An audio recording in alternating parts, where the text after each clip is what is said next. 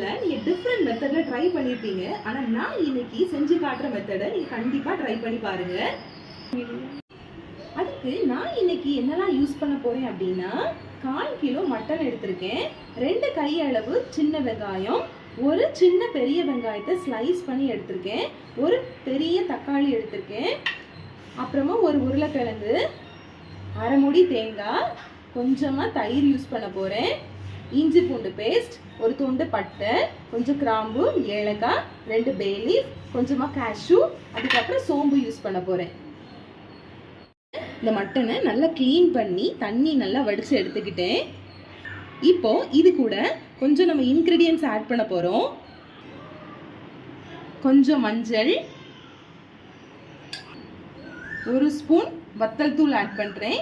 இதுல 1 spoon add பண்ணிக்கோங்க. அதுக்கப்புறமா நம்ம குழம்பு செய்யும் போது மீதி வத்தல் தூளை அதுல ஆட் பண்ணிடலாம். அதுக்கப்புறமா 1/4 ஸ்பூன் கொரியாண்டர் பவுடர் போட்டாச்சு. கொஞ்சமா இதுல உப்பும் ஆட் பண்ணியாச்சு. இது கூட 1/4 கப் கர்டையும் இதுல ஆட் பண்ணிக்கலாம். ஃப்ரெஷ் கர்ட் யூஸ் பண்ணுங்க. இப்போ இதை நல்லா மிக்ஸ் பண்ணிடலாம். நல்லா மிக்ஸ் பண்ணிக்கோங்க. அதுக்கப்புறமா இது கூட 1 ஸ்பூன் இஞ்சி பூண்டு பேஸ்ட்டையும் இது கூட ஆட் பண்ணிடலாம். இஞ்சி பூண்டு பேஸ்ட்டும் ஆட் பண்ணியாச்சு. இப்போ இதை நல்லா மிக்ஸ் பண்ணி அப்படியே கொஞ்ச நேரம் ஊற விட்டுறலாம். இதை ஒரு மூடி வச்சு க்ளோஸ் பண்ணிடுங்க. இது எல்லாத்தையும் வறுத்து எடுத்துக்கலாம். இது கூட நீங்க எந்த ஆயில் எதுவுமே ஆட் பண்ண வேண்டாம். இது லைட்டா வறுத்து எடுத்துக்கோங்க.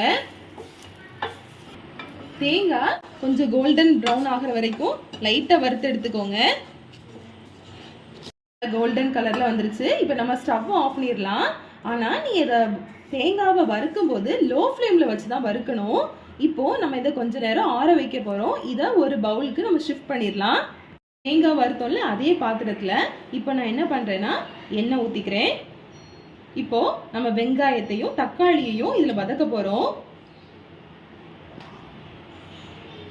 நம்ம வெங்காயமும் தக்காளியும் வதக்குறதுக்கு கொஞ்சம் கூடுதலாவே எண்ணெய் தேவைப்படும். நான் இதுல ஏன் முழு வெங்காயத்தை ஆட் பண்ணியிருக்கேன் அப்படின்னா, இதை நம்ம நல்லா வதக்கிட்டு அரைக்க போறோம். அதனாலதான் சின்ன வெங்காயத்தை நான் அப்படியே உரிச்சு போட்டிருக்கேன். சின்ன வெங்காயத்தை கட் பண்ணி போடனாலும் போட்டுக்கலாம். பாருங்க, நம்மளோட சின்ன வெங்காயம் நல்லா கலர் மாறிட்டே இருக்கு. இப்போ இது கூட நம்ம தக்காளி ஆட் பண்ண போறோம். இப்போ நம்ம கட் பண்ணி வச்சிருக்கிற தக்காளியை ஆட் பண்ணிடலாம். இந்த மாதிரி நீளமா தக்காளி கட் பண்ணி எடுத்துக்கோங்க. இது கூட நான் ஒரு பிஞ்ச் உப்பையும் ஆட் பண்ணிக்கிறேன். உப்பு ஆட் பண்ணியாச்சு.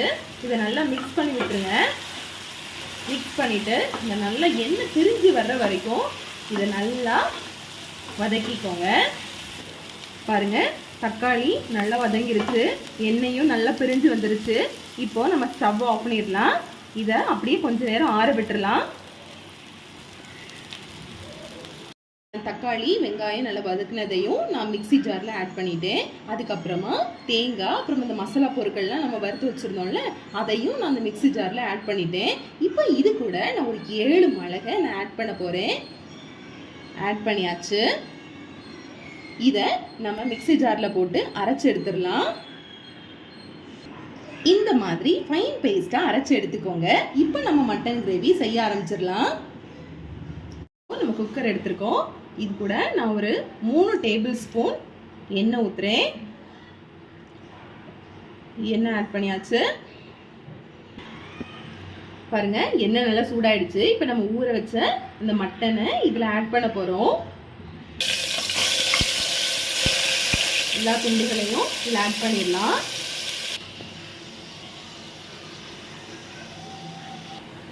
இப்போ இதை நல்லா மிக்ஸ் பண்ணிடலாம். இந்த மட்டனை நல்லா மிக்ஸ் பண்ணி விட்டுருங்க. இது கூட நான் ஒரு ஸ்டார் அனிஷ் ஆட் பண்ணிக்கிறேன்.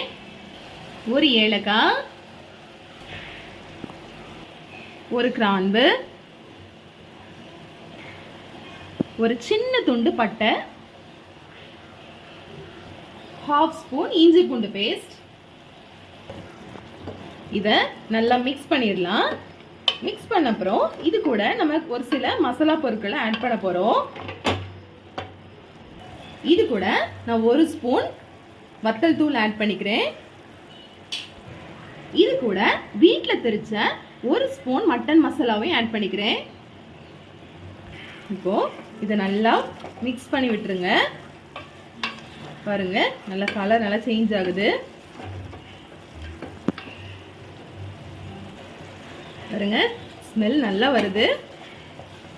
இது கூட நம்ம அரைச்சு வச்சிருந்த அந்த மசாலாவையும் ஆட் பண்ணியாச்சு. இதை நல்லா மிக்ஸ் பண்ணியாச்சு. இப்போ இந்த ஜாரை நம்ம நல்லா அலசி எடுத்துக்கலாம். அலசின தண்ணியையும் இதை நான் ஆட் பண்ண போறேன். ஆட் பண்ணியாச்சு.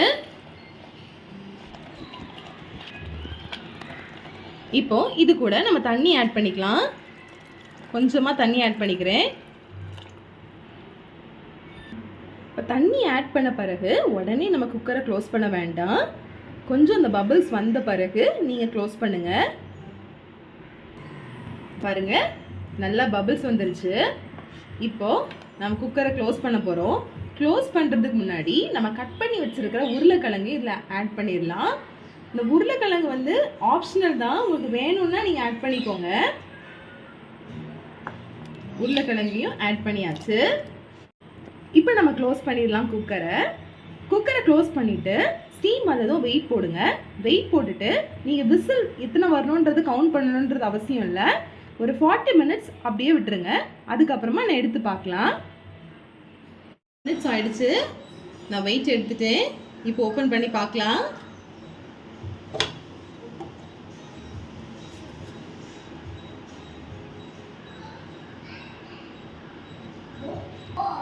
இதோட வாசனை நல்லா சூப்பரா இருக்கு.